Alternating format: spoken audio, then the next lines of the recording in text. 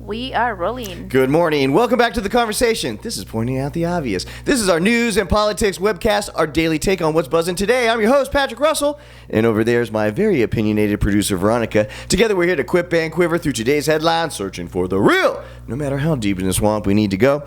Happy Martin Luther King Jr. Day, Veronica. Yesterday, we had a good day betting-wise, my friend. We hit our 3-game parlay. That was Tampa Bay, San Francisco, and Kansas City. Took it home and won it for us, and so we had a big day betting. And that was in no small part to a last-minute play by the Dallas Cowboys, Dak Prescott. The quarterback had 14 seconds left in the game. They were down by a touchdown, and he needed to heave-ho it for a Hail Mary, and instead of taking those precious 14 seconds and throwing his last-ditch attempt to win the game, they decided to get better field position and went for a quarterback sneak, a run up the middle with no timeouts and no chance of stopping the clock. What he was hoping for is that he was going to get tackled with enough time for him to then get everybody to the line of scrimmage, set, hike the ball, spike it so that he could stop the clock with hopefully maybe 1 second left. That they wanted to provide him with a much better opportunity, I guess, for a shorter throw. Yeah. It didn't work out that way. There just wasn't enough time for the referees. With 14 seconds, I mean, it was a lot to ask. The second he hiked the ball and ran the play, all the commentators were like, what? There's not enough time for this. This is crazy. And it ended up turning out to be not enough time to run the next play.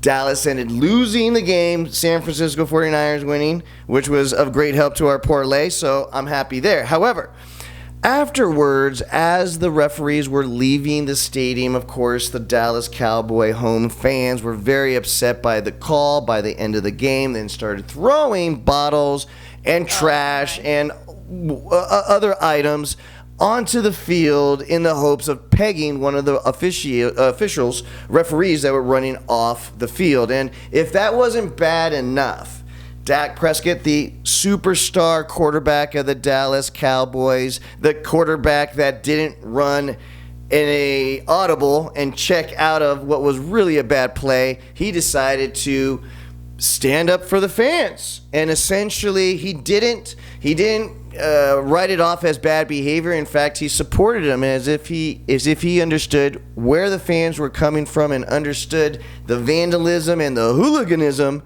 that the fans were participating in. He got up onto the podium for his news conference and for the world to see, basically provided his support for the bad fans who were providing a really bad example and putting people into harm's way at that end of the game. From a younger generation's perspective, Veronica, how do you feel about fans acting unruly in the stadium, especially with the presence of kids and family members and people that you're trying to protect, even grandparents? How do you feel about when hooliganism takes over in a big stadium like that? Your thoughts? You know, as a fan, we all have to understand that we have to learn how to when we win and when we lose. And by them maybe, enjoying or in a way getting together with the fans to do this type of things, I mean, it's not acceptable. And you're putting life in danger. So it's not acceptable. It's actually pretty dumb. So I'm not sure if he's gonna get is he gonna get some type of fine or something? That's a very good question. I don't think so. I don't think that there was any injuries or any real property damage to speak of. Action, so everybody got lucky in this regard. I think it's more just the notion of standing up and being either a role model or a cautionary tale. Yeah. I think that people that have the soapbox, that are powerful and have a voice in the media, have this responsibility to be there one or the other. And I think that in a game where you're being compensated, he's $100 million player.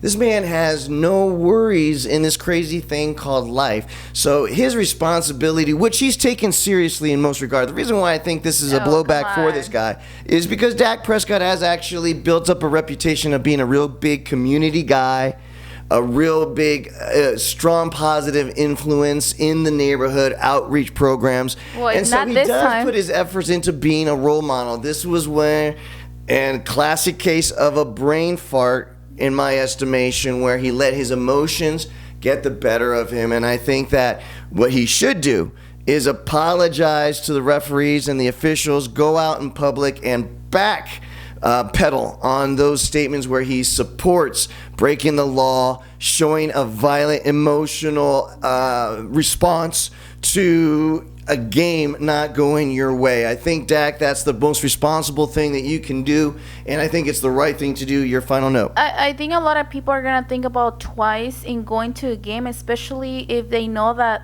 the responsible players are supposed to not be included when they're doing this type of harm. So I mean, I wouldn't want to go.